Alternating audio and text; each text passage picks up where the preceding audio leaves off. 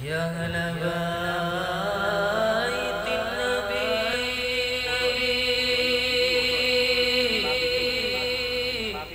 يا أهل الصفا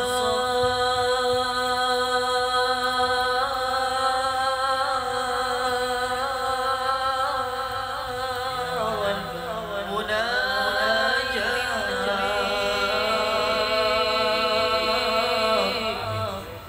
بخيت من حبكم يطفر بما واتمنى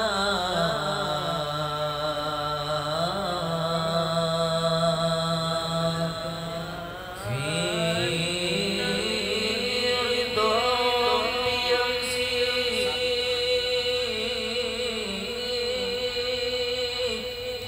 في صباح.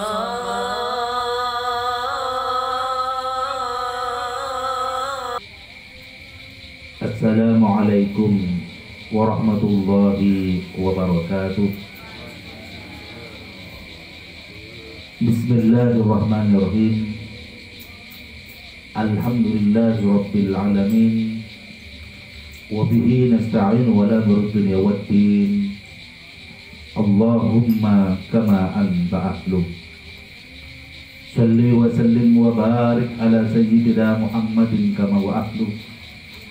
Bihaqqihi nas'aluka Allahumma imanan la yartaddu wa na'iman la yanfad wa qurrata 'ainin la yanqadi wa marafaqata bi sayyidina Muhammadin fa'lal jinan wa salli wa barik alaihi 'adada ma jara bihil qalam adada ma kana wa adada ma yakun wa ala alihi wa sahbihi wa sallim amma ba'd.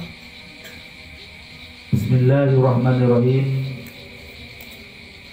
Dalam pertemuan kali ini Al-Fakir akan membahas secara berseri, secara bertahap makna dan kandungan isi dan ajaran di balik sholawat lisa'adat dunia wal akhirah yang sudah menjadi wiridan seluruh jamaah Majelis Fikih Lurus Syartuni Sholawat.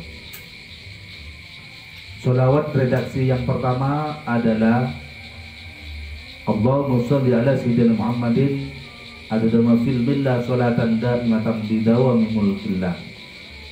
Allahumma ya Allah, sholli kirimkanlah sholawat, anugerahkanlah sholawat ala sayyidina Muhammadin atas junjungan kami Sayyidina Muhammad ada demafil billas sebanyak hitungan pengetahuanmu ya Allah.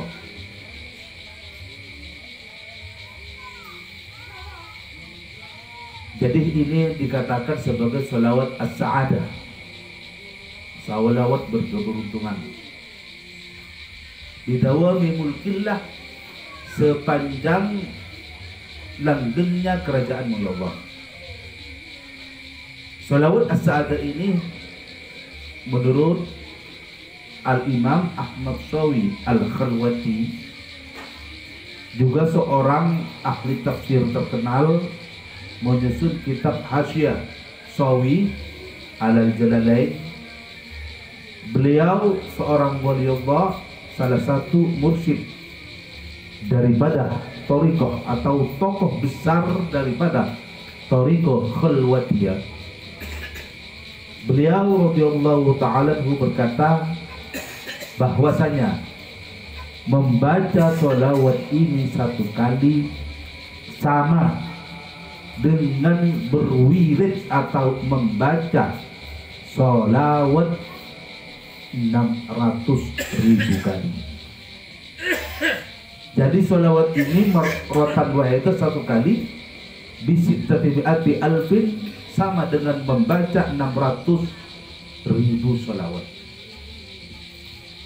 Dan di antara fungsi dan faedahnya adalah secara global, secara mujmal, agar kita meraih keberuntungan fid dini wad dunya wal akhirah. dan apa segala macam bentuk hajat kita, keinginan-keinginan kita yang menjadi cita-cita kita yang baik akan cepat dikabulkan oleh Allah Subhanahu wa taala. Ini yang pertama. Terus yang kedua adalah Allahumma kama anta ahlu. Ya Allah, sebagaimana engkau layak. Allahumma kama anta ahlu, sholli ala sayyidina Muhammadin. Anugerahkan salawat kepada junjungan kami Muhammad, kama huwa ahlu, sebagaimana beliau layak untuk mendapatkannya. Bihaqqihi nas'aluka Allahumma, dengan hak baginda Nabi Muhammad sallallahu alaihi wasallam. Allah, nas'aluka, kami meminta, kami mengemis kepadamu ya Allah. Di sini di dalam redaksi matan salawat ini menggunakan kata-kata bihaqqihi adalah suatu tawassul. Tawassul kepada baginda Rasulullah sallallahu alaihi wasallam. Dan baginda Nabi Muhammad sallallahu alaihi wasallam menurut para ulama, fahiya wasilatun azamu ila Allah, adalah wasilah teragung kepada Allah Subhanahu wa taala. Kenapa? Sayyidina Muhammadin sallallahu alaihi wasallam ada suatu makhluk yang terbaik, makhluk yang sangat dicintai oleh Allah Subhanahu wa taala. Sehingga para nabi-nabi sebelumnya, baik Nabi Adam, baik Nabi Nuh, baik Nabi Ibrahim, baik Nabi Musa, bahkan sampai kepada Nabi Isa, seluruh para nabi alaihi wassalatu wassalam bertawassul dengan baginda Nabi Muhammad sallallahu alaihi wasallam. Dan juga pun kita dalam redaksi ini adalah juga pun bertawassul lewat baginda Nabi Muhammad sallallahu alaihi wasallam untuk mengemis suatu permintaan kepada Allah Subhanahu wa taala. Yang pertama, imanan la yartaddu, iman yang tak pernah murtad. Kenapa? Di dalam kitab pengarang kitab Sulam, Al-Habib Abdullah bin Husain bin Tahir Ba'alawi, tempo dulu berapa ratus tahun yang silam, di dalam petikan kitab Sulam Taufik, dikata beliau menulis qad kasura fi hadha zaman at-tasahhulu fil kalam, sungguh banyak terjadi di zaman ini. Di zamannya beliau mudah berbicara sampai mereka terjerembab kepada murtad, sedangkan dia tidak merasa. Jadi kita memohon kepada Allah iman yang tidak pernah murtad. Apalah arti dunia, apalah arti harta benda, apalah arti jabatan, apalah arti kekuasaan, apabila dalam diri kita tidak mempunyai iman kepada Allah Subhanahu wa taala. Dan iman itu pun bisa murtad, bisa terputus dengan beberapa kategori. Di dalam kitab Sulam Taufik sudah dijelaskan secara terperinci. Akan tetapi Al-Fakir akan menjelaskan kepada jemaah, akan mengingatkan. Yang pertama ada murtad i'tiqad, murtad pemikiran, murtad keyakinan. Apabila ada seorang di pemikirannya atau keyakinannya ragu-ragu terhadap Allah, ragu-ragu terhadap malaikat-malaikat Allah, ragu-ragu terhadap kitab-kitabnya Allah, ragu-ragu terhadap isi kandungan Al-Quran, ragu-ragu terhadap sebagian isi satu ayat daripada Al-Quran, ragu-ragu terhadap para nabi, ragu-ragu terhadap hari akhirat, ragu-ragu terhadap qada dan qadar datangnya daripada Allah. Ini adalah murtad. Murtad pemikiran itu pun banyak.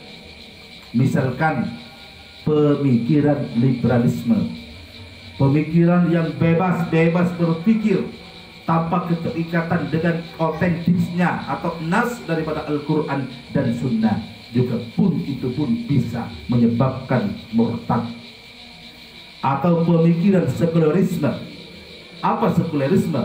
Fasluddin anil hayah, memisahkan agama daripada kehidupan manusia atau umat Islam.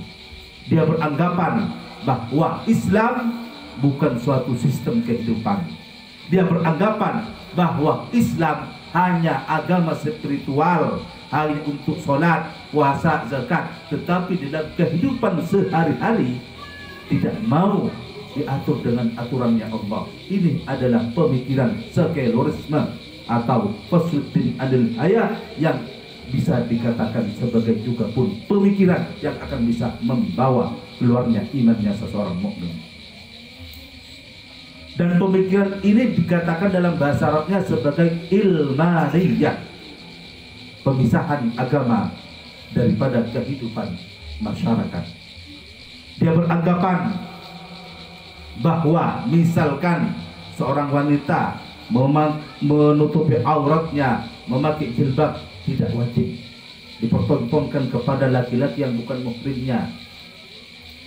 Dia berkeyakinan misalkan umpamanya sholat yang 5 waktu tidak wajib, atau berkeyakinan atau berpikiran bahwa puasa Ramadan tidaklah wajib, maka pikiran itu pun kalau diyakini akan bisa menyebabkan murtad. Atau pemikiran-pemikiran Marxisme, atau pemikiran-pemikiran komunisme, yaitu pemikiran-pemikiran yang meragukan adanya Allah, meragukan adanya Tuhan, itu juga pun adalah pemikiran-pemikiran yang murtad. Jadi yang pertama, ada murtad secara pemikiran, karena i'tiqad ini hasil daripada pemikiran manusia. Keyakinan ini ada di pikiran, di benak manusia. Meskipun tidak diucapkan, apalagi diucapkan, tetapi ada dalam benak pemikiran bahwa Al-Quran itu lebih rendah daripada sistem yang dibuat manusia. Itu juga pun bisa menyebabkan kita murtad.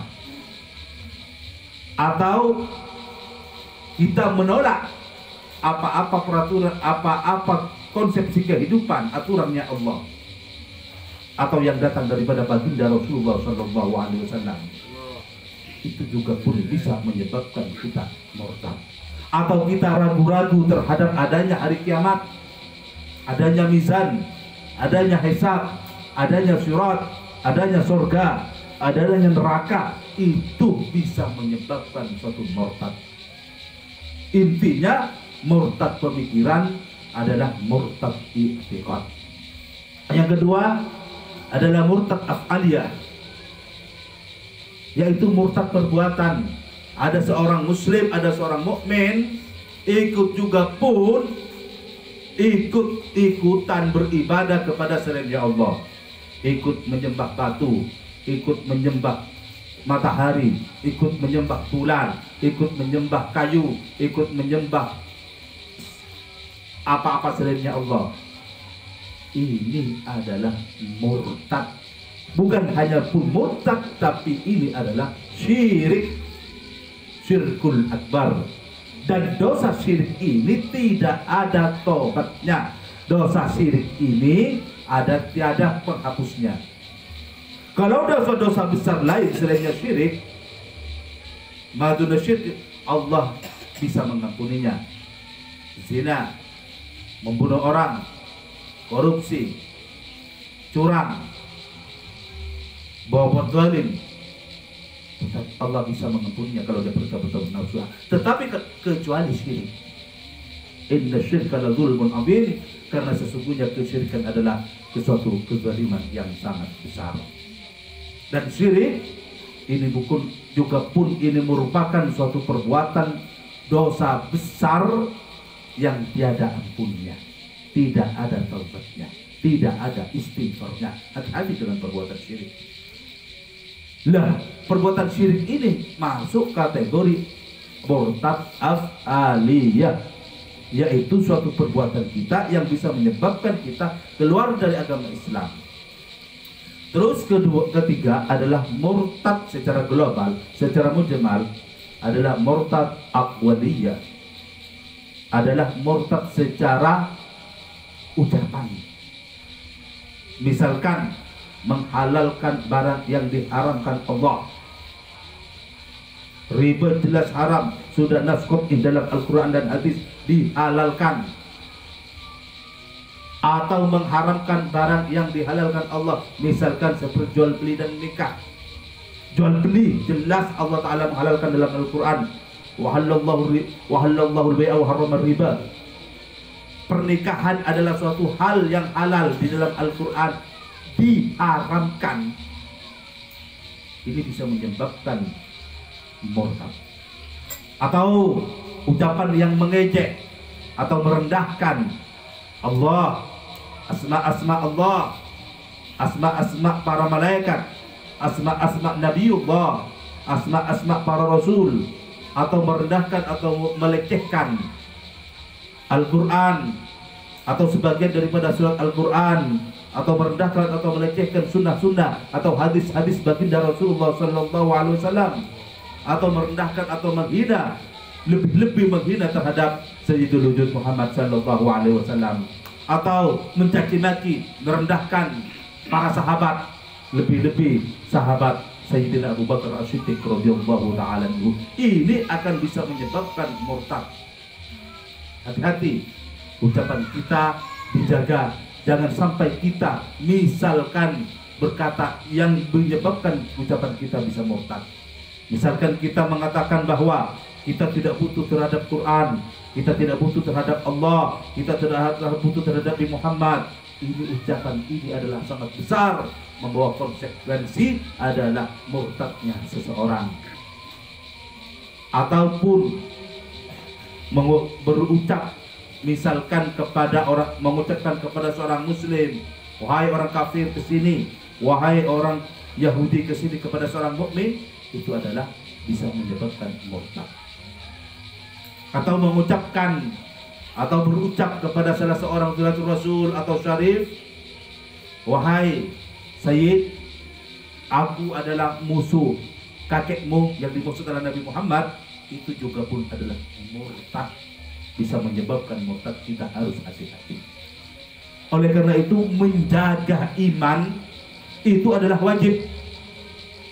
Apalagi dari zaman sekarang, hati-hati dengan pemahaman liberalisme. Justru apabila kita bedah membaca buku yang diterbitkan oleh Pondok Pesantren Sidogiri berjudul Liberalisme Masuk Pesantren, hati-hati memondokkan anak, menggurukan anak, pesantren mana, kita harus hati-hati.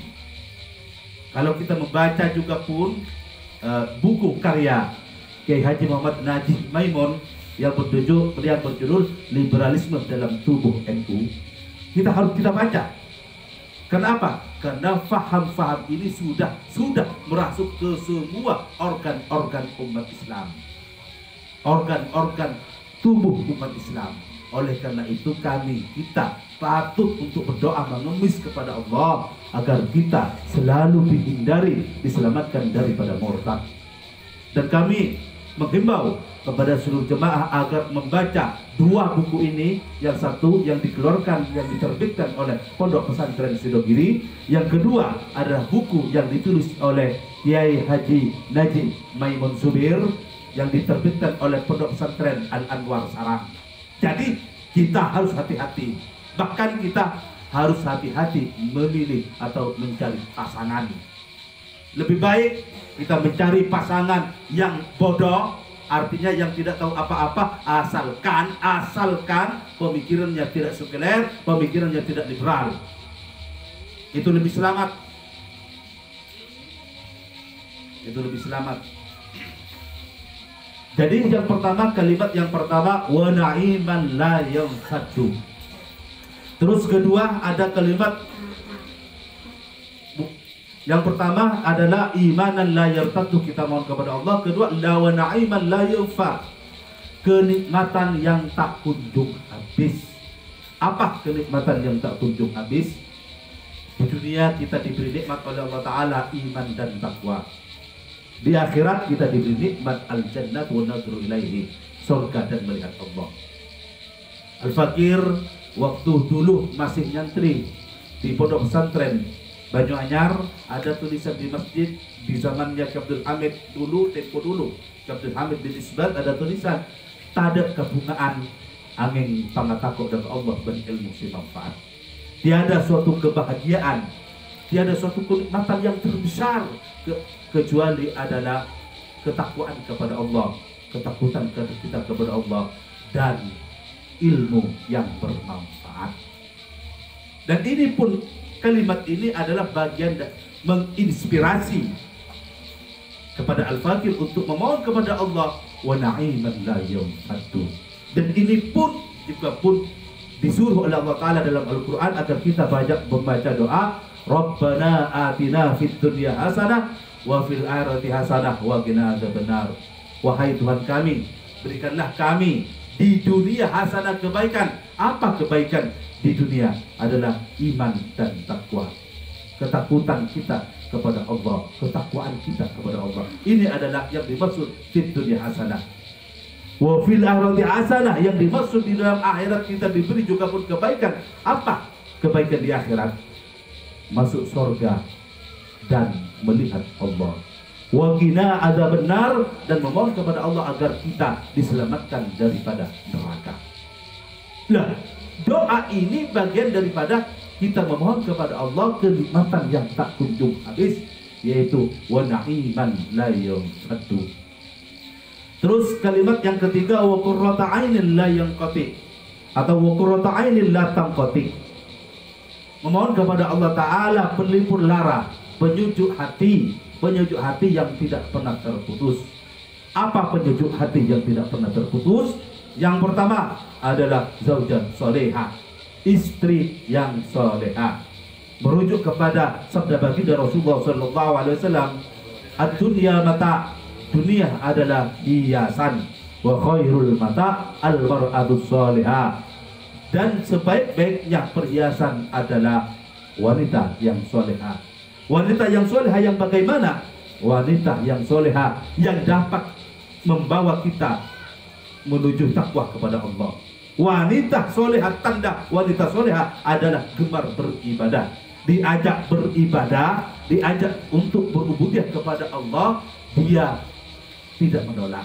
Ini tanda wanita solehah. Tidak melakukan maksiat. Meskipun mereka misalkan tidak pandai, tidak pintar, tetapi menjadi wanita soleha, itulah wanita yang terbaik.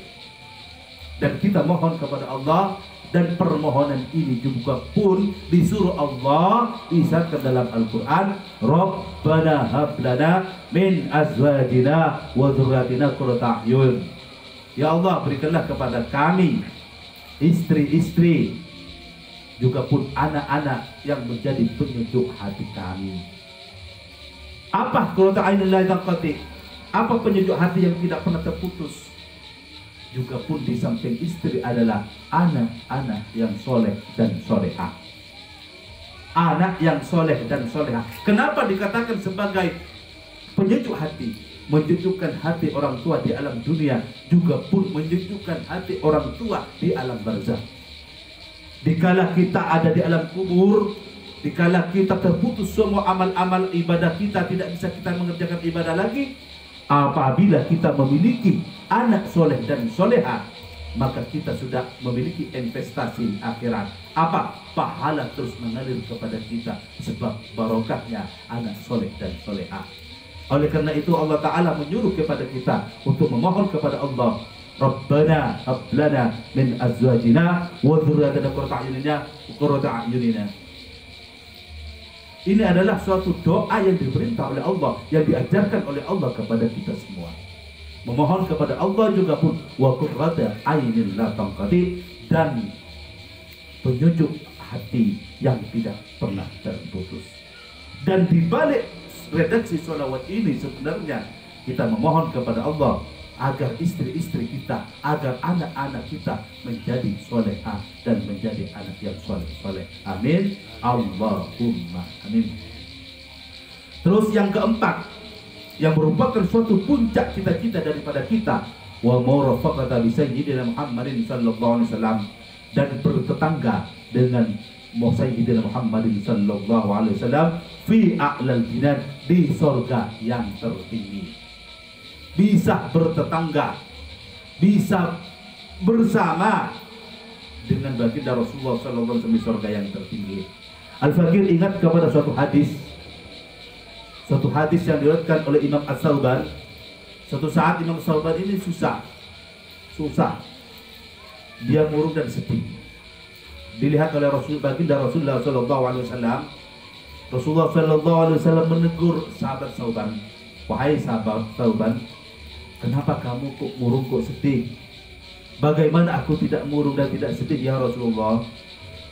Aku di dunia selalu bersamamu. Akan tetapi nanti di akhirat engkau ya Rasulullah akan bersama para nabi-nabi. Sedangkan aku juga pun meskipun masuk surga tidak akan bisa bersamamu, sebab aku bukan nabi. Oh, itu yang menyebabkan kamu murung sedih ya Soban? Iya. Rasulullah SAW bersabda, innal mar'ah ma'ah man ahabba. Sesungguhnya seseorang akan bersama orang yang dicintainya. Orang-orang tersebut siapapun saja akan bersama dengan orang yang dicintainya. Apabila kita yang dicintai adalah baginda Rasulullah SAW, maka kita kelak di akhirat akan bersama dengan Rasulullah SAW. Apabila kita di dunia cintanya, orientalisnya adalah orang-orang selebritis, maka kita akan bersama orang-orang para artis atau selebritis nanti di akhirat. Apabila kita cintanya di hati kita ada Rasulullah, ada baginda Rasulullah, maka kita akan bersama dengan Rasulullah SAW. Meskipun amalnya tidak sama, meskipun ibadahnya tidak sama, meskipun makomnya tidak sama, meskipun ahwalnya tidak sama, seseorang akan bersama dengan orang yang dicintainya. Di redaksi selawat ini kita memohon kepada Allah Subhanahu Wa Taala agar kita bersama atau bertetangga kelak di akhirat nanti dengan baginda Rasulullah SAW. Dan inilah puncak cita-cita dari para sahabat, dan juga pun insya Allah merupakan puncak cita-cita daripada kita Jamiah Majlis Dzikir wa Irsyad Dunia Sholawat. Dan semoga redaksi sholawat ini yang berisi doa yang simpel tapi padat, tapi penuh dengan suatu ajaran, penuh suatu dengan syarat dengan makna atau syarat dengan pegangan kehidupan. Semoga kita dapat memahaminya dan semoga kita dapat mengamalkannya dalam konteks kehidupan sehari-hari. Amin, Allahumma amin. Dan doa yang jadikan redaksi sholawat itu pun doa yang makbul, doa yang diterima oleh Allah Subhanahu Wa Taala. Berdoa diawali dengan sholawat dan juga pun diakhiri dengan sholawat, ini adalah diterima oleh Allah Subhanahu Wa Taala, makbul. Apalagi doa yang menjadi suatu redaksi sholawat ini, wa ajdaru ayyunajjah, ini lebih dekat pada makbulnya atau keberuntungannya. Dan semoga sholawat yang kita baca, yang kita sering lantunkan, diterima oleh Allah Subhanahu Wa Taala, dan kami Al-Fakir yakin diterima oleh Allah Subhanahu Wa Taala. Maka kita semoga kita kelak bertetangga bersama dengan baginda Rasulullah SAW. Dalam ajaran ini, yang pertama, apabila kita mau mendapatkan kenikmatan yang tak kunjung habis, yaitu kebahagiaan yang hakiki, adalah nilai takwa dan ilmu yang manfaat. Yang pertama, kita jangan murtad. Jangan kita melakukan suatu perbuatan murtad. Karena konsekuensi daripada murtad, kalau seorang laki-laki, yang pertama amal-amal baiknya dihapus, tinggal amal-amal jeleknya. Yang kedua adalah nikahnya fasad atau batil, nikahnya menjadi terputus. Kalau kita naudzubillah min dzalik, kalau seseorang murtad, terasa atau tidak terasa, baik aqwaliyah sengaja atau tidak sengaja, baik pemikiran atau aqwaliyah atau afaliyah, baik secara pemikiran atau secara tindakan atau secara ucapan. Misalkan ada ucapan, misalkan yang ramai sekarang, kok barang yang halal, barang yang haram sudah sulit. Awas, hati-hati, ucapan ini bisa mengarah terhadap perbuatan murtad. Na'udzubillahi min dzalik. Apabila kita selamat dari murtad, itu insya Allah kita akan merasakan na'iman la yufat, yaitu ketakwaan kepada Allah Subhanahu wa taala dan ilmu yang manfaat. Dan apabila kita sudah menginjak kepada yang kedua pasti Allah Ta'ala akan menugerahkan Rabbana hablana min azwajina wa dzurriyyatina qurrata a'yunin waj'alna lil muttaqina imama, menganugerahkan kepada kita semoga istri-istri dan anak-anak yang soleh dan solehah. Amin Allahumma amin. Dan puncaknya kita akan bertetangga dengan baginda Nabi Muhammad sallallahu alaihi wasallam. Semoga pesan singkat ini dapat kita menjadi, sholawat ini dapat menggugah hati kita agar kita selalu bersambung, menyambungkan hati, menyambungkan rohani, menyambungkan perasaan, menyambungkan pikiran kepada baginda Nabi Muhammad sallallahu alaihi wasallam.